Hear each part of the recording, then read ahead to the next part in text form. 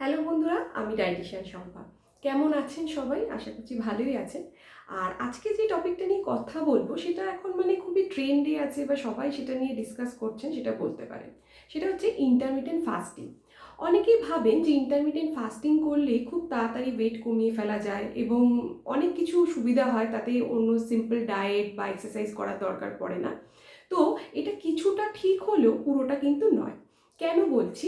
কারণ intermittent fasting বা এই যে ফাস্টিং আমরা করি সেটার ফলে কি হয় বডির ভিতরে বা কি কি প্রবলেম হতে পারে এটা করলে, সেটা নিয়ে একটু কথা বলবো। প্রথমত, ইন্টারমিটেন্ট ফাস্টিং এমন একটা ফাস্টিং যেখানে আমরা একটা টাইম গ্যাপ রাখি। মোটামুটি একটা যেটা নর্মাল রুলস যদি আমরা বলি সেটা হচ্ছে 8-16। তো 8 আওয়ার থাকে ফুডের টাইম, যেই টাইমটা আপনি খেতে পারবেন। আর 16 আওয়ার থাকে যেটা গ্যাপ, অর্থাৎ সেই টাইমটা আপনাকে ফাস্টিং করতে হবে, ফাস্টিং পিরিয়ড। তো এই টাইম গ্যাপের যে রেশিওটা সেটা খুব ইম্পর্টেন্ট। প্রথমত, এই যখন ইন্টারমিটেন্ট ফাস্টিং করছি তার কি সুবিধা বা কি ভালো সেটা নিয়ে একটু বলি। ইন্টারমিটেন্ট ফাস্টিং করলে যেটা হয়, আমাদের বডির মেটাবলিক রেট খুব ইনক্রিজ করে, ভালো হয়, বেড়ে যায়। তার জন্য কি হয়, ওয়েট লস করতে ভীষণ সুবিধা হয়, ফ্যাট বার্ন খুব ভালো হয়। সাথে সাথে ইনসুলিন বডিতে যে ইনসুলিন কাজ করছে বা ব্লাড গ্লুকোজ লেভেল মেনটেন করতেও কিন্তু যথেষ্ট সাহায্য করে ইন্টারমিটেন্ট ফাস্টিং। এবং এই ইন্টারমিটেন্ট ফাস্টিং কিন্তু যাদের ডায়াবেটিস আছে, টাইপ 2 ডায়াবেটিস, তারাও কিন্তু অনেকে করে থাকেন এবং তার ফলে কিন্তু সুগারেরও অনেক চেঞ্জেস হয় সুগার লেভেলে। তো এই ইন্টারমিটেন্ট ফাস্টিংয়ের আরও যেটা সুবিধা, এটা কিন্তু আমাদের ব্রেন হেলথকে ইমপ্রুভ করে, অর্থাৎ ব্রেনের কাজ করার ক্ষমতাকে অনেকটা বাড়াতে সাহায্য করে। ইন্টারমিটেন্ট ফাস্টিং মেটাবলিক রেট যেহেতু বাড়িয়ে দেয়, তার সাথে সাথে আপনার ডাইজেশন, গাট হেলথেরও অনেক সমস্যাকে কমাতে সাহায্য করে। তো এটাতে গেল কিছু পজিটিভ পয়েন্ট যেটা ইন্টারমিটেন্ট ফাস্টিং করলে সুবিধা হয়। এবার বলি কিছু পয়েন্ট যেগুলো খুব ইম্পর্টেন্ট এবং আমাদের মাথায় রাখা দরকার।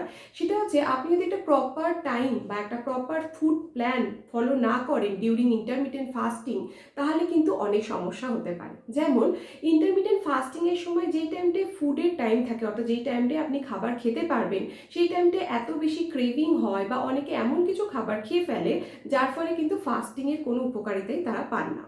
দ্বিতীয়ত, অনেক সময় বিঞ্জ ইটিং করা, অর্থাৎ যখন আপনার খিদে পায়নি, যেহেতু আপনি জানেন যে আমাকে এতটা টাইম গ্যাপ করে থাকতে হবে, অর্থাৎ এতটা টাইম আমি খেতে পাবো না, সেটা মাথায় কাজ করার ফলে কি হয়, অনেক সময় আমরা বিঞ্জ ইটিং করে ফেলি, অর্থাৎ খিদে পাচ্ছে না তাও খেতে থাকি।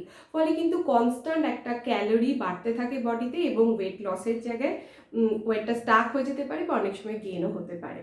তো এটা একটা সমস্যা। নেক্সট যেটা হচ্ছে যে, ইন্টারমিটেন্ট ফাস্টিংয়ের গ্যাপ যদি প্রপার মেনটেন না করা যায়, অর্থাৎ সেক্ষেত্রে কিন্তু কোনো রকম এফেক্টই আপনি পাবেন না। যেরকম ধরুন 16 আওয়ার্স গ্যাপ, প্রথমেই যারা স্টার্ট করছেন ইন্টারমিটেন্ট ফাস্টিং, তারা যদি প্রথমেই 16 আওয়ার্সের গ্যাপ দিতে চান, সেক্ষেত্রে কিন্তু অনেকটাই তাদের অসুবিধা হয়। কারণ এই 16 আওয়ার গ্যাপ দেওয়ার ক্ষেত্রে কি হয়, তারা ফলো করতে পারে না পুরোপুরি জিনিসটাকে, যে কতটা গ্যাপ দেবে, কতটা খাবার খাবে সেটা।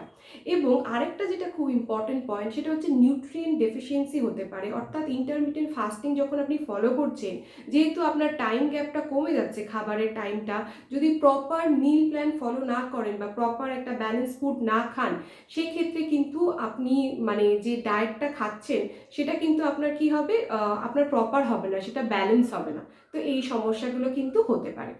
তো এই ধরনের সমস্যাগুলো হওয়ার থেকে যদি চান যে ইন্টারমিটেন্ট ফাস্টিং করে রোগা হতে চাইছেন, ওয়েট লস করতে চাইছেন, খুব ভালো।